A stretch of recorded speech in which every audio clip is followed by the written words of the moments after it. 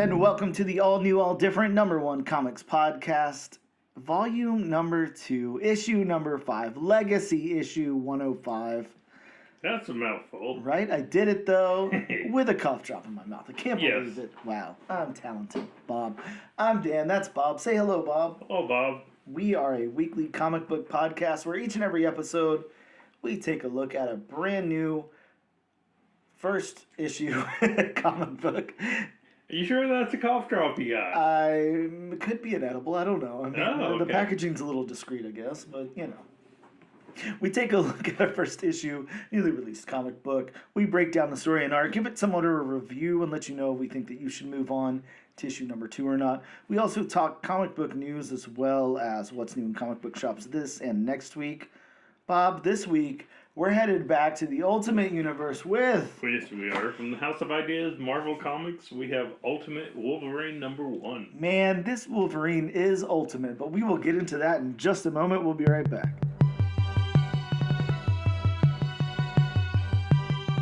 Hey, and we are back with the all-new, all-different #1 Comics Podcast, Legacy Issue 105. Bob, it's time to talk comic book news, as well as some, local news. Why not? Why don't I first, again, nobody's tuning into this podcast for the weather, but...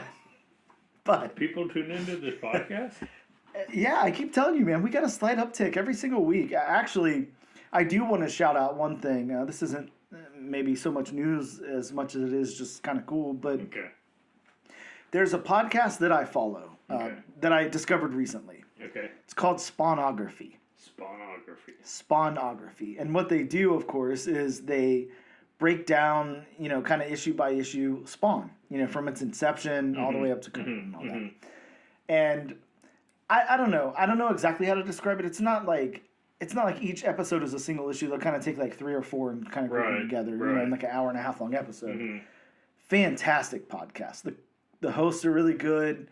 I love the way it's like segmented and everything. It's a really good podcast. Good production. They got great voices and all that. And anytime I hear a podcast that's good, I always head on over to whatever review place I can. I can't remember where I left the review, but anywhere you can leave a review. Does Yelp have a podcast section? No, but it's like it's like iTunes type of things, or whatever. But whatever it is, I can't remember now. Apple Podcast or something. But the point of me saying this is, it's not like going on to like Rotten Tomatoes or Metacritic or something and leaving a review of the movie. Like, that doesn't matter. That's not going to push out the movie. I mean, of course, any publicity helps anything, sure, but with podcasting, that's how the algorithm works. The more reviews, the more 5-star reviews you have and stuff, the more it suggests it to other people, the more it puts it out there. So I always, anytime I like a podcast, I make sure I leave a review, let them know I like it, and help that algorithm kind of push it out. So, of course, I'm like, I think I was like 8 episodes deep or something listening to this thing, and I was like, oh, hell yeah, let me go add a review. So I add the review. The host immediately, they follow us on Instagram. They're like, nice. They shout us out and everything. So very nice. Yeah, just a really cool community. Helping other people in the community. I love that. And it also opened my eyes to another podcast that I didn't know existed, which was based on Wizard magazine. And they break down each issue of Wizard. Yeah, dude. So I'm just like deep in this rabbit hole of listening to these 2 podcasts. They're fantastic. They're a lot of fun, and yeah, I love that. I think that's super cool that they it is mentioned us and everything. So I mean, I won't lie. Like I said, there's an uptick always. Each episode we have like a few more listeners or whatever, and that definitely helped us as well. So really cool. So super appreciative for that. Well, just to add real quick, going back to the Rotten Tomatoes thing, never pay attention to the left number. Always pay attention to the right number. Yeah, definitely. I completely agree. But, before I get into that, and of course, this isn't comic book related at all, Bob, there's a slight mutant possibility. There's a slight possibility we could get some mutant weather coming through later tonight. Are you saying Bobby Drake paid us a visit? Yeah, definitely. There could maybe paying us a visit. We could get some frozen rain, some snow here in Florida. Don't sing the song. Please don't sing the song. Yeah, We've all heard it millions of times. Okay, I won't. Super weird. This huge winter storm, obviously sweeping across the U.S. First time since Christmas 1989, if it happens. Yep. Yeah, I remember that very, very well. I'm sure you do too. We were both very little tiny kids, but... Oh, yeah, and it killed a lot of trees because everybody on my mom's street left their sprinklers on overnight. Oh, yeah, everyone leaves their sprinklers on. No one can drive. We're not prepared to drive in snow. Hell no. The entire city was shut down. Yep. I mean, there were still morons who tried to go out on the road. It didn't work out too well. Yeah, but this could be a big, huge event. So... Just thought I'd throw that out there. Again, not comic book news, but, you know. Yeah, so everybody who goes out on the road early, unfortunately, that's me tomorrow. Please be safe. If there's ice on the road, don't drive. Indeed, yeah. You know, call in sick to work. It's not that big of a deal. Don't go to school, whatever. Yeah, everything will be okay. Work is not worth risking your life over. No, and definitely here in Florida, we are not equipped to drive in those kind of conditions. No.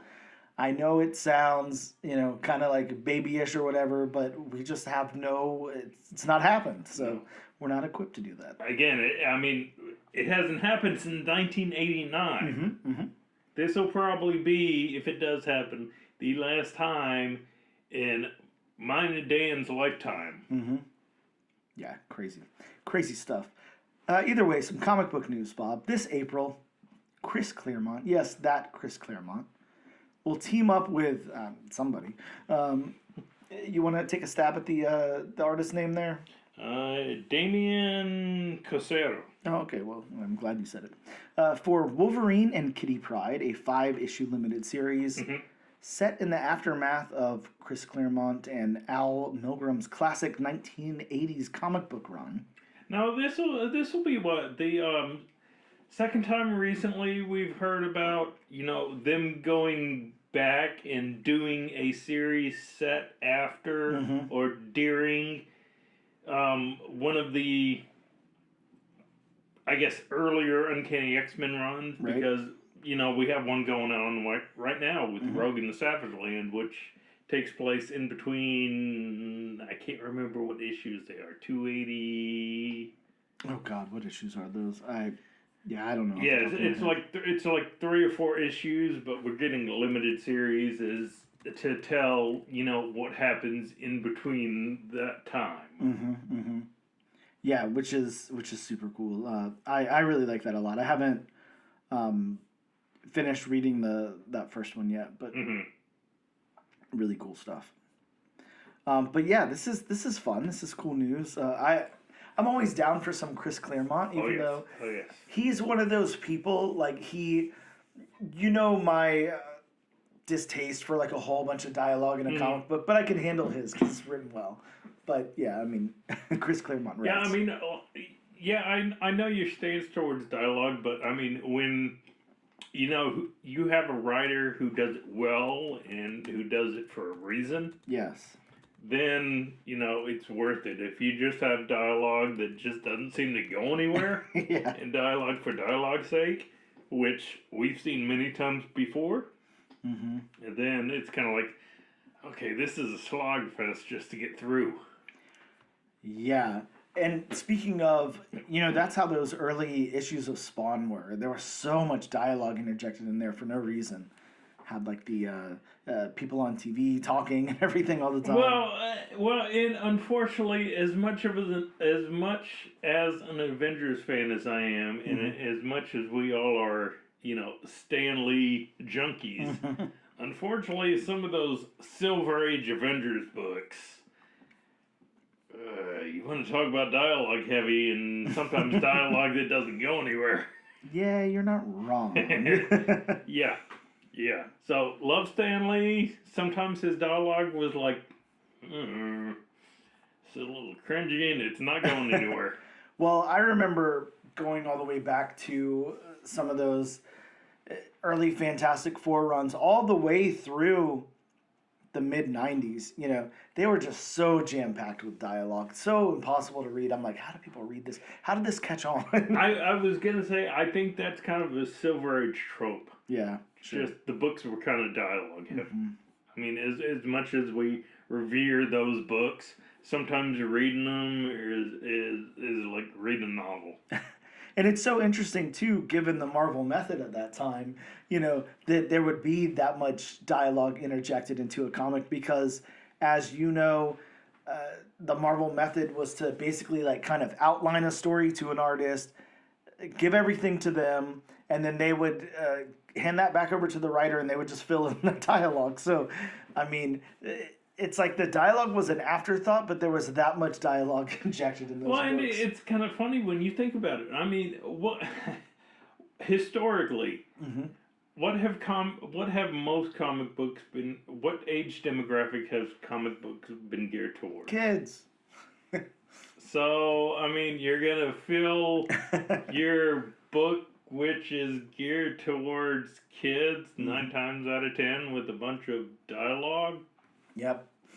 Dialogue, hot half-naked ladies, and a whole bunch of violence. Don't forget bondage. They loved their bondage back then. Well, are we talking Wonder Woman, or where are we going here?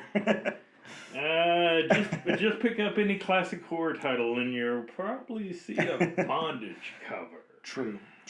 But this is cool. I'm excited for Wolverine and Kitty Pryde. Oh, yeah. I mean, Chris Claremont, X-Men, I mean... How can you go wrong? You really can't. Completely agreed. Bob, here's some. If you didn't pick up this piece of news, I'm gonna watch your jaw hit the floor. If you've already seen it, then maybe it'll be a more tamed response. But I don't know. You surprised me a couple of times last week. I'm excited about this one. This is my most exciting piece of news thus far, for sure. Okay. So you remember David Pepose, right? He's Who? right? Yeah. He's only done the fantastic Space Ghost comic. But, yes, David Pepose, Captain Planet Bob, Dynamite Comics Bob, and David also quoted in this saying that Captain Planet was his own personal white whale. So he is putting so much passion and energy into this project. So Captain America is his passion project. Captain Planet, yes. Captain Planet. I'm sorry. And yeah, I got to look at some preview pages illustrated by Iman Casolas is what I'm going to go with. And they look fantastic. Of course, there's preview pages without any dialogue, so I don't know exactly what's going on, but they look great. This sounds wonderful. Just knowing what David did with, for one, that Punisher series, I know you remember that very well. Oh, yeah. And then on top of that, what he did with Space Ghost. He made us like Space Ghost. I know, because, really, we, like a lot. We really had no idea of a Space Ghost, except for a Space Ghost Coast to Coast. Yes, exactly. Yeah, I'm so stoked about this. This sounds so fun. Were you a huge Captain Planet fan as a kid? Or I can't say huge Captain Planet. I enjoyed Captain Planet. But I can't really say cool. I mean, looking back on it, I do think it's really cool how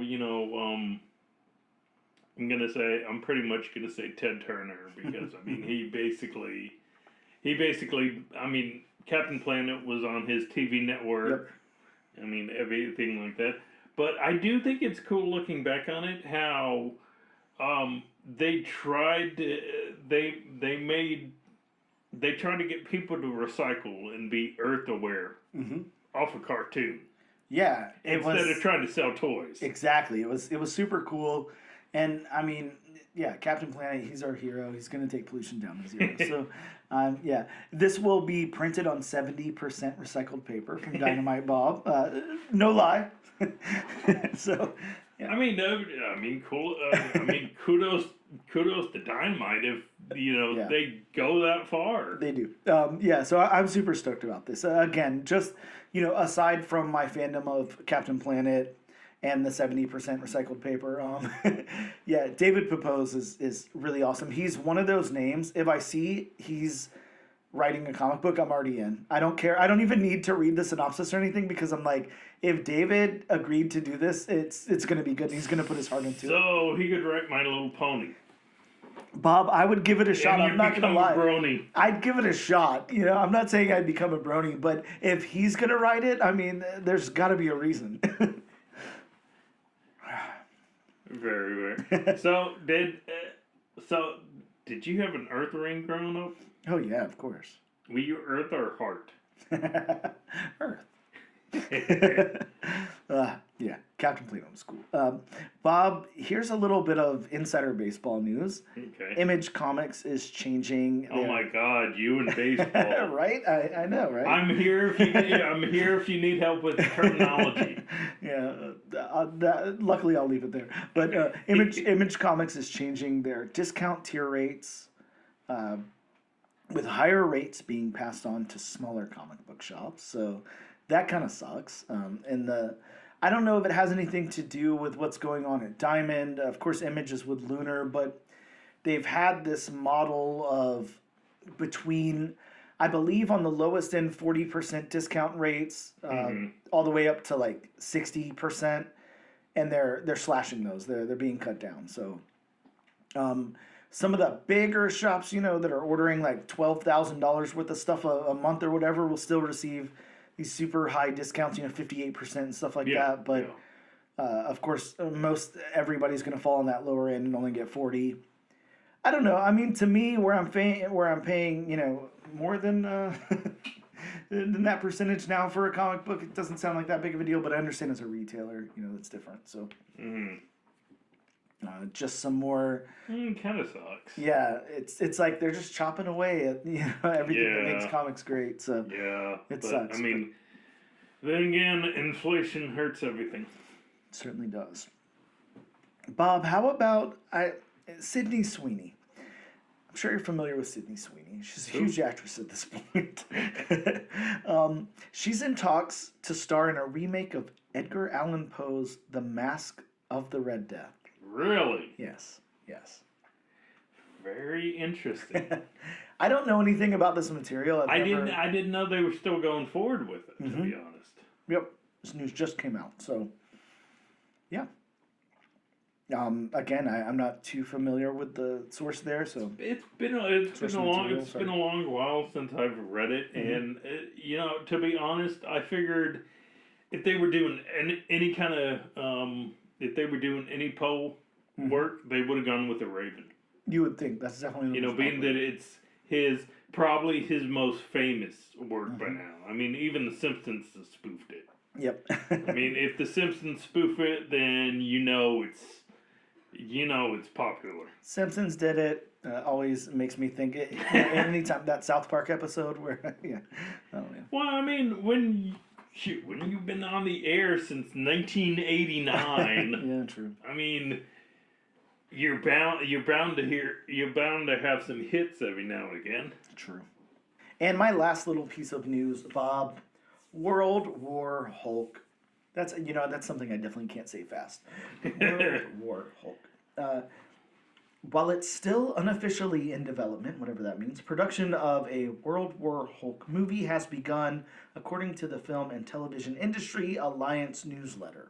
I read that too, and I'm like, so it's not officially, but according to these people, it is officially. Yeah, what does that mean? It's like anything until you hear it from at least two sources. I mean, you can't really believe it. Sure. And some real credible sources, are very important as well. Yeah, I mean, I don't know how credible the Film and TV Society...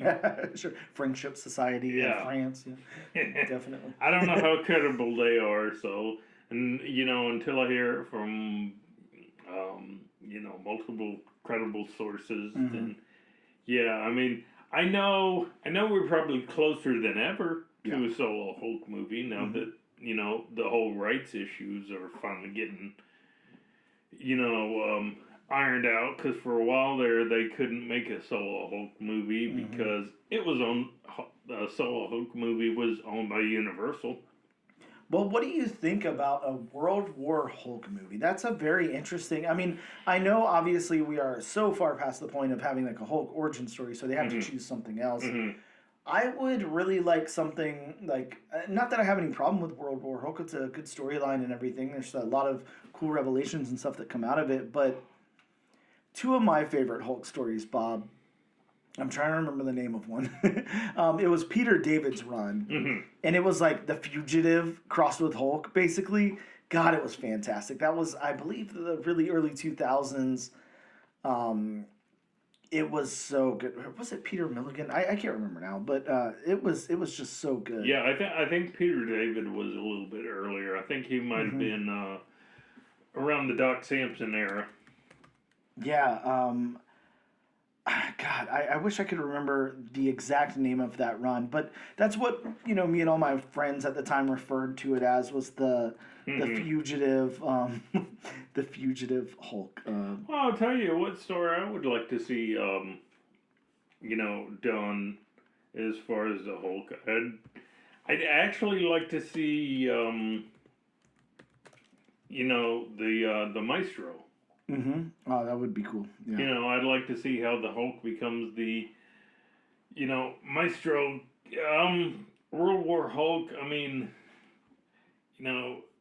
you'd have to change things here and there. I mean, because, that involves the Illuminati, and you'd have to change some of those characters, Iron Man, of course, since, Robert Downey Jr., may or may not be done with the role of Iron Man / Tony Stark. Who knows?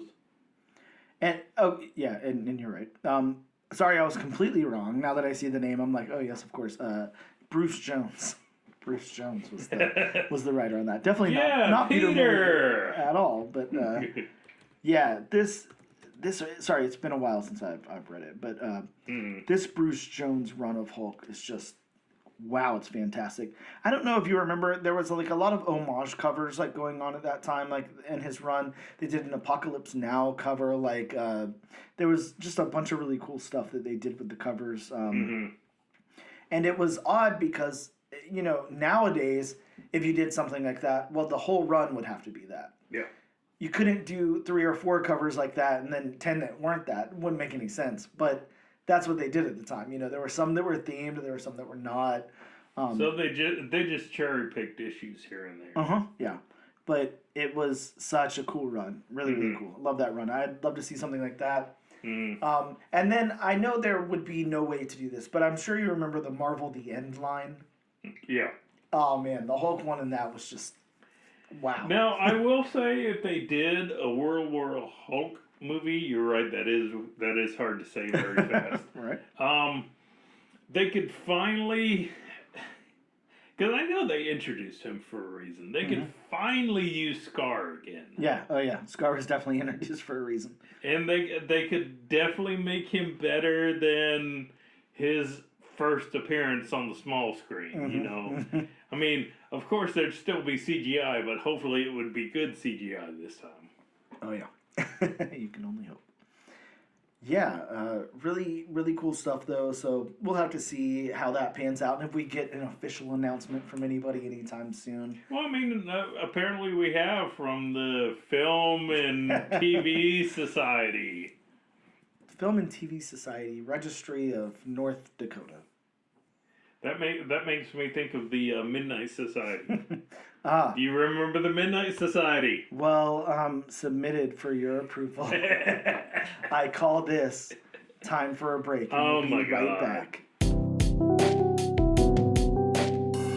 And we are back with the all new, all different #1 Comics podcast, issue number 5, volume 2, issue 5, Bob. At that. Legacy 105. 105. I like it. It's time to talk some new comic books that are in shops this very week. Again, we waited till Tuesday this week to record the podcast, so I don't know if these are available, but you can always check. From Detective Comics, we've got Green Lantern Fractured Spectrum #1, the introduction of the fractal lanterns being beings that manifest uncontrolled parts of the emotional spectrum. I still want to know what colors those are. Green. Fuchsia.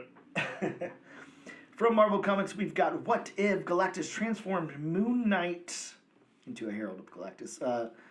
I picked this up. I still haven't read it, but I want to know what the hell happens whenever Moon Knight is a Herald for Galactus. I just can't imagine. Is it all of Moon Knight? Is it? Yeah, it sounds fun. From DC Comics, we've got New Gods #2. Got a first appearance in there or something. How about from Marvel?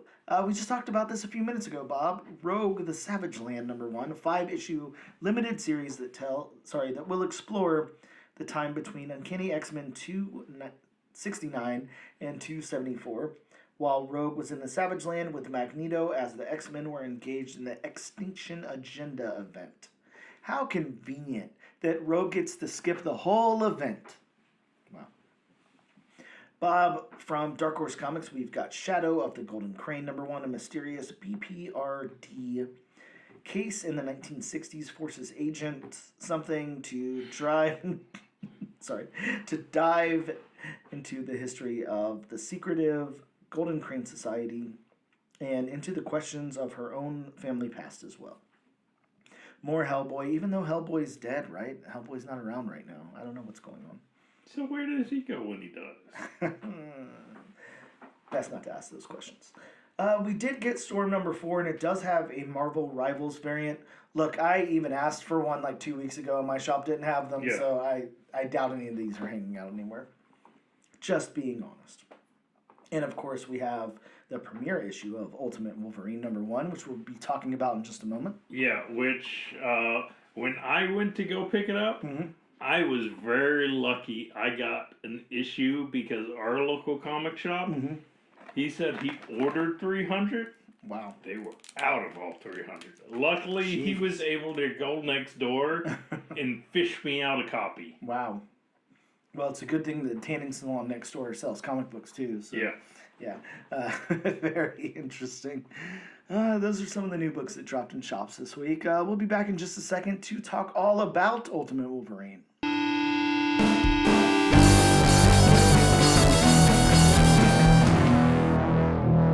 Hello and welcome back to the all-new, all-different #1 Comics Podcast, Legacy issue number 105. Bob, it is time to talk all about Marvel's Ultimate Universe version of Wolverine. We've got Ultimate Wolverine #1 here. Just a little bit of fun to have, you know? I'm going to go over the synopsis from Marvel. The Maker's Ultimate Weapon from rising star Chris Condon and Moon Knight powerhouse artist Alessandro, no clue, comes the story of the Ultimate Wolverine. In order to maintain control of their corner of the Maker's world, 3 members of his council, Magic, Colossus, and Omega Red, deploy their most lethal asset, the Winter Soldier, but who is behind the mask? Now, that's not quite how I read the book, but interesting either way. Let's get into the creators. Of course, Chris Condon. Chris Condon has done some stuff. Most famous for his creator-owned stuff over at Image. That Texas Blood was a big book of his that came out, I want to say 3 or 4 years ago, something like that. He's also written on Blue Book, 1947. Wow. On Creepshow, on Crypt of Shadows, Cruel Universe, the Enfield Gang Massacre, which is a spinoff of that Texas Blood, of course. Harley Quinn, Black, White, and Redder, Green Arrow, Night People, Teenage Mutant Ninja Turtles, Black, White, and Green, Werewolf by Night, Unholy Alliance, Venom War, Daredevil. The guy's done a few things. A few cool things, though. And then, of course, we have Alessandro. Bob, why don't you help me with the name here? I'm not even going to pretend to come close because I just have no clue what this guy's name is. Okay.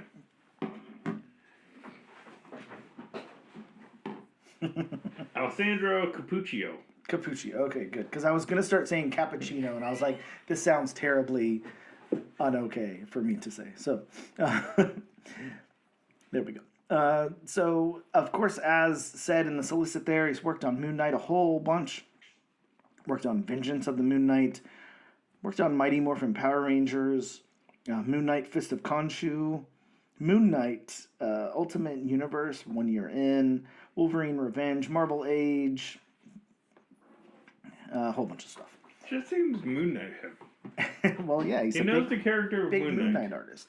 And I think looking through this book, you could probably see some of Oh that yeah, crossover there. you can definitely see the similarities. Now, if you're ready for my disjointed retelling of this I book mean, here. I mean, I and everybody else expect it by now. So I mean, if it's not disjointed, it's kind of like, who are you and what have you done with Dan? True, you're not wrong. Ultimate Wolverine opens with Wolverine on a plane with some soldiers near the border of Eurasia and Latveria. The soldiers are discussing his ability to not die when he jumps from the plane. Next, we see a scene of a quote-unquote survivor missing his jaw on the forest floor. Then Wolverine lands from the jumping plane. He kills some guards, and then we see Nightcrawler along with Mystique as Wolverine claws through his enclosure over to Magic, Colossus, Omega Red, and a doctor. They're discussing the individual they have contained as the guy who regenerated his whole body after being found by the soldiers who tried to kill him a few pages back. Back over to Nightcrawler, Mystique, and Wolverine. Nightcrawler prays as Wolverine begins slaughtering everyone. Colossus uses some big gun to shoot at him, but Wolverine slashes the barrel in Colossus's throat. He does the same with Mystique and is now faced with Nightcrawler. Flash back to Wolverine's Winter Soldier origin for a page, and then straight back to Nightcrawler and Wolverine. Nightcrawler does everything he can do not to fight until he must. He then ends up impaled by Wolverine's claws. Next, we see a flashback to Wolverine being instructed to kill Nightcrawler and Mystique as we end with him on a plane. Nightcrawler leaves a note or prayer about mutants and Wolverine in the back of the issue as it ends. So, that's not as disjointed as some have been. Oh, well, yeah, sure. This one, I won't lie, it was like, when I first read the comic and then I went back to write my summary of it, they really don't block off, like, I'm trying to describe it like in a linear fashion. Like, whenever you get a scene that's happening in real time and then one that's a flashback or one that's a flash over or whatever, like, there's no indication that any of that is happening ever. No. It just moves as if it's linear. But so you have to kind of know what's going on. It's very interesting the way they told the story. But I do like it. So let's get into our review of it, Bob. The story beats, I think I kind of just touched on some of that. The story beats are very interesting because it just flows into one another seamlessly, and I will say it definitely works well for the tone of the book. If this was anything else and they were doing that and I didn't know exactly what was going on, I'd be a little confused, but I think for the tone of this book and exactly what's happening with Wolverine's new, ultimate origin here, like, I think the story beats work. What did you think about them? I do wish they would have been a little more linear going. I do wish it had gone from A to B to C instead of from A to C to B. Because I mean, there were parts where it's like, okay, you would go from right now to, and you get no indication, like you said, seamlessly to, the flashback. So you would have no indication, and then, you would have to train your brain to think, okay, this is flashback, and then all of a sudden, okay, this is what's happening now, and flashback again. So I do wish I would have been a little more linear, but, again, for what it is, for this origin, I mean, I know that's a big thing in comics to tell origin stories like that, where you jump from what they're doing now to intersperse. Yep. Like origin. I will say the one part that really kind of threw me through a loop was whenever Wolverine's first diving out of that plane, and then we get the scene of him on the forest floor with the jaw ripped off and everything, and I'm like, hold on, this isn't happening in real time, because on the next page we've got Wolverine like dropping from the plane. So that was a little confusing, but yeah, really interesting nonetheless. How about the dialogue? What did you feel about the dialogue here? We kind of know some of these characters well, even though this is an ultimate version of them, but definitely. I would say Nightcrawler takes up the bulk of this issue, like the dialogue, like even though most of it's prayer as well. But yeah, but I mean, if if you've read enough Nightcrawler, you know that's who he is. I mean, he's always been a very religious character. Yep. Yeah, I liked the dialogue in this book. I thought it worked fine. It seemed like Chris Condon was able to nail those voices pretty well. And again, it's semi-confusing because you can't really say this is Nightcrawler, this is Wolverine, this is Magic, Colossus, all of those things, because this is a, alternate universe version of them. So I guess just, do we like the voices that were provided for them on their own merit, not based on what we know about the characters? I think so. Like, I like them. Yeah. Yeah, nothing to really critique there. How about the narrative of the book, Bob? I mean, the narrative was, kind of like a point and shoot. The character. Yeah. Just give them some targets, and the narrative was just like a whole infiltrate and destroy. Yeah. Yeah, I think the narrative was done well in this book. I liked every aspect of it. Again, not really anything for me to really point out to say that I didn't like. But I mean, it didn't reinvent the wheel. No, not at all. Yeah. I think the story that they're telling here, like, I don't really want it to either. It really works for what it is. This Winter Soldier vibe of Wolverine. It's kind of goes hand in hand with the way that they're narratively telling the story. So the world building would be the last thing in the story we have here. And this is like a weird, ominous world building. Like, it's different,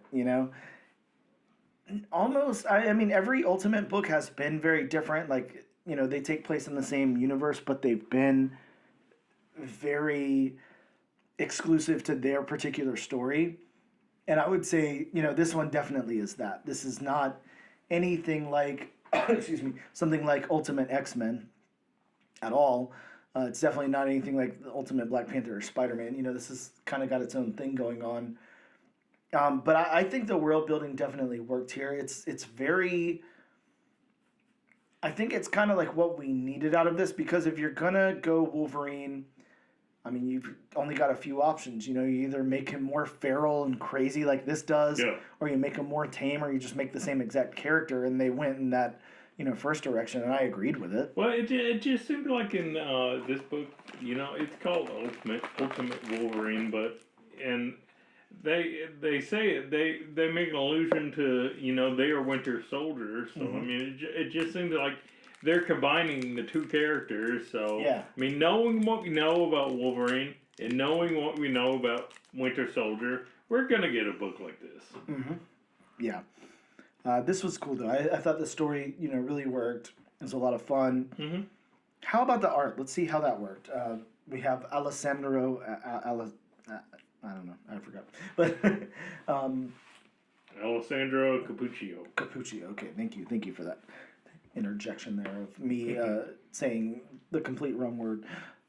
So, how did you feel about the characters in this? I feel like you've got thoughts. I definitely want to hear them.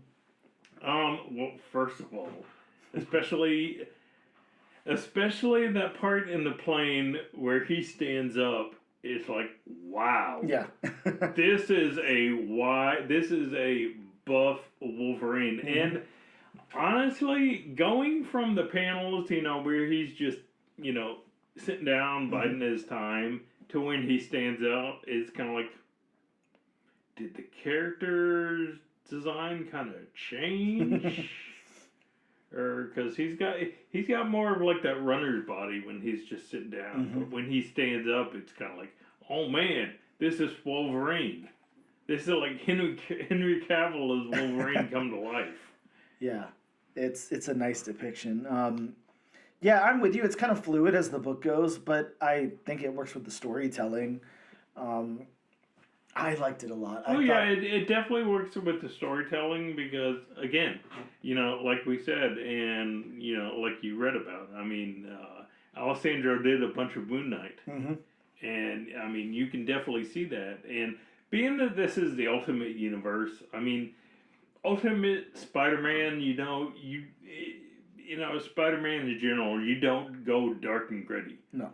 Wolverine, you go dark and gritty. Yes, please. And this one definitely does dark and gritty very well.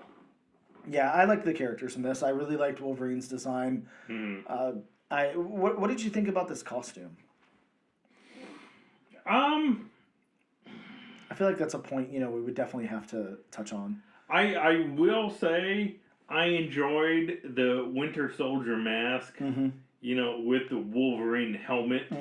I did enjoy that because it definitely made it like, okay, this is a spy version of Wolverine. I mean, you don't know who he is, so I mean, yeah, that was a very good choice. Yeah, I agree. And just to touch on some of the other characters really quick, so we don't only stay focused on Wolverine. Of course, we have this depiction of Nightcrawler, with the beard and everything. I really dig that. Mystique had a cool design in this to me. I felt like I didn't notice Colossus or Magic, really having anything different. No, they were. I mean, they were very much like. Yeah, along with Omega Red, they were very much like their 616 counterparts. Yeah. But yeah, overall, I think all the character designs really worked. And again, to point out that Ultimate Wolverine, the Wolverine kind of Winter Soldier mashup and everything that we have. Yeah, it's cool. It's different. Different design. I like it. Backgrounds. Backgrounds, very, very important to Bob. One of the most important aspects of the comic book. It's not a one-size-fits-all solution. It's not just making sure that, the houses in the background, you can see their addresses or something. Each book has a unique kind of criteria to either showcase those backgrounds, stick them in the background, or whatever. How did you feel the backgrounds worked in this book, Bob? I like them for the tone of this book. Just very dark and very, very gritty. Yeah. Which, being what this book is, that's what you want. Yeah. I mean, you don't want, like perfect museum painting. Yeah, exactly. And I think, knowing what we know about the artist, coming off that huge Moon Knight run and everything, very character forward. That's the most important thing here is the characters on the foreground. But the backgrounds don't lack. There's definitely stuff going on in the backgrounds. A lot of, kind of action shots and stuff. But this is a very action-heavy book as well. So. I gotta say,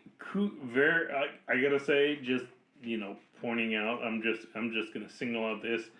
Kudos for Alessandro and his depiction of just Wolverine after he jumps out of the plane and just the moon in the background with all the clouds and just seeing him flying like a missile towards the castle, which, somebody with adamantium built into their skeleton falling, I'm guessing, tens of thousands of feet out of a plane. I mean, just the friction he would have, just the amount of force he would have once he finally hits the ground.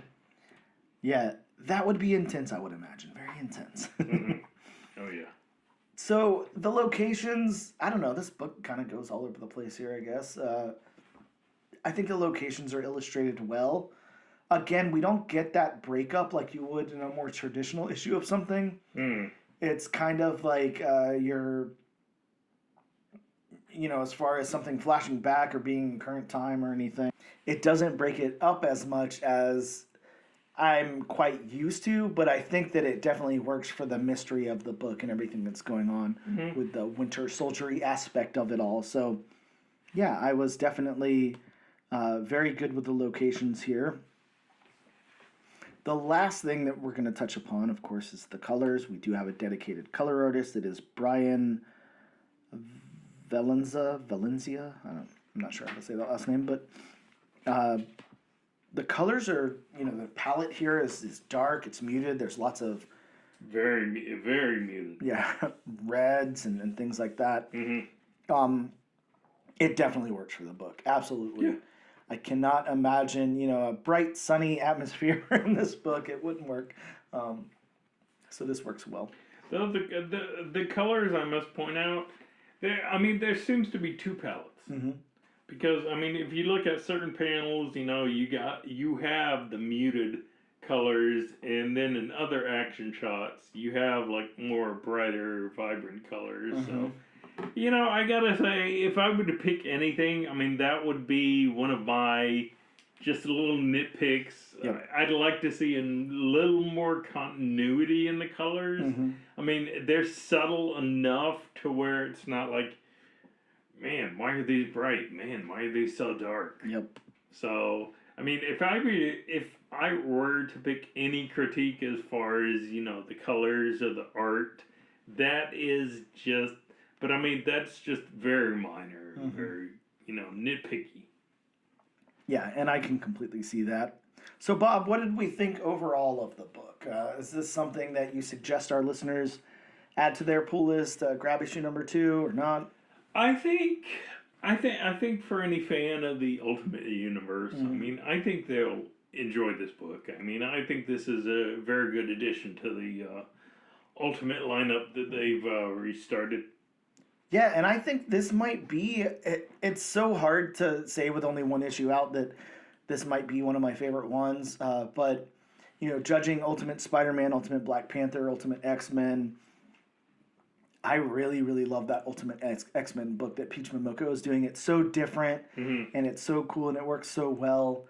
And I like this a lot, too. Of course, it's Wolverine, so it's going to be, intense and all of that, but it's... I don't know. I feel like they're really pushing some boundaries here. But again, it says Ultimate Wolverine. Can you, after this issue, can you call it Wolverine?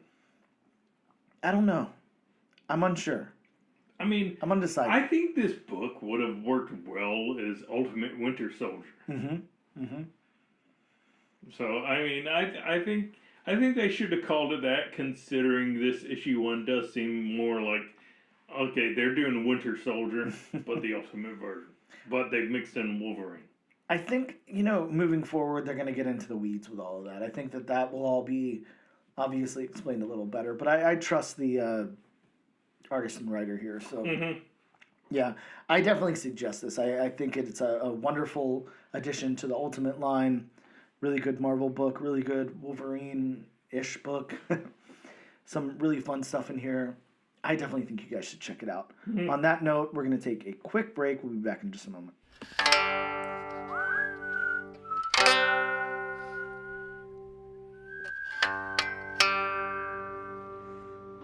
Hello and welcome back to the all-new, all-different #1 Comics podcast, issue number 105, legacy issue number 105 at that, Bob. It's time to talk about some new books that are in shops next week. Or tomorrow, rather, depending on how you look at it. Next tomorrow. Right? The next time there's new comic book shops, new comic book books. They come out Wednesday. Wow, I don't know what I'm saying. Yeah, either way, these are the new books that are coming out. Bob, I'm going to skip disclaimer time because I don't think my voice can handle it, but, go ahead. I'm not going to try to sing because I'm going... I like people to be able to hear, and I don't want to contribute to people not being able to hear.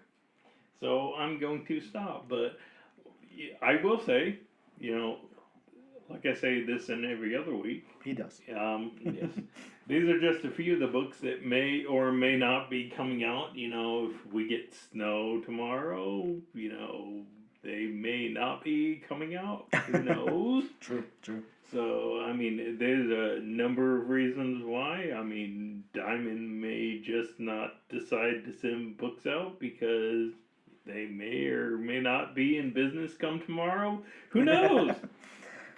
Sad but true. Yeah. But again, these are just some of the books that may or may not be coming out tomorrow. You know, if you want a more in-depth list, you know, there's other avenues. You can call your local comic shop. Please and thank you still go a long way in this world. You know, you have the other supernatural avenues. You know, you have Harry Potter Owl, John Wick Tube System, Unicorn, Paper Airplane. No, good one. There are the avenues that we don't suggest, like driving through your local comic shop store window, anything like that. Do you have anything else to add? Well, in your raspy voice. Yeah, it is pretty raspy. I will say, you know, keeping it topical and all that, if you were to go outside and make a snow angel, and then just, you know, in the little hands of the snow angel, make 3 little claws, you know, popping out, I think people would know what you're expecting. They're expecting you to come back and write in the snow all the issues that are coming out next week. So, you know, you could try that. You know, speaking of snow, this has nothing to do with comics. I just want to, you know, I just want to have story time with Bob right now. Welcome to the Snowcast. But so years ago, I'd say 2016. January of 2016. Oh, wow. Me and a few buddies went up to Philadelphia for a wrestling event, professional wrestling event. So, you know, the day we left, you know, of course, you know, flight from Philadelphia to Atlanta because, of course, there's really no direct flights coming in or out of Jacksonville. It's always, I mean, Atlanta's such a big hub. That's usually the connecting flight. But, so we get on our flight and we leave. And then we find out about 10 minutes later, they had closed all the flights. They had canceled all the flights out of Philadelphia because, you know, the entire time I was up there, being from Jacksonville, I had never seen snow until that day. And of course, I did the whole thing where I took my glove off as we were going to the airport. You know, I got some snow in my hand just because I had never seen snow. Sure. So if we had been 10 minutes later, I would have been calling and saying, "Hey, I'm not coming into work I'm not coming into work tomorrow because I'm stuck in Philadelphia." Yeah. Well. So that was my one story. You almost got out of work. Almost. Yes. And I may get out of work tomorrow. Who knows? Hey. But getting back on track with my list here, starting off my list from the House of Ideas Marvel Comics, we have a very interesting team up. We have a one-shot, Doctor Doom and Rocket Raccoon #1. Yeah, speaking of House of Ideas, this certainly is an idea. This is one of 6 one-shots that will team up 2 unlikely characters. This is certainly 2 unlikely characters to team up. And I kind of wonder, it says 2 unlikely characters, but is it going to be, you know, just Doctor Doom or Rocket Raccoon and? Yeah, interesting. I'm not too sure. I mean, of course, we can look ahead and see if, you know, we did our research. That's no fun. No, anticipation is nice. Next up, sticking with the House of Ideas, Marvel Comics, we have Fantastic Four #28. Bob, it's finally here. The prologue to the One World Under Doom event. Man, it seems like they've been touting that One World Under Doom forever. They certainly have. And now it's finally kind of starting. Yes.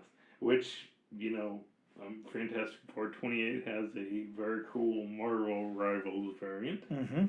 Yeah, a very nice Marvel Rivals variant, which I'm sure none of us will be able to get. Oh no, I'm sure. If you didn't ask for it 2 weeks ago, it's not happening. Those things flew off the shelf.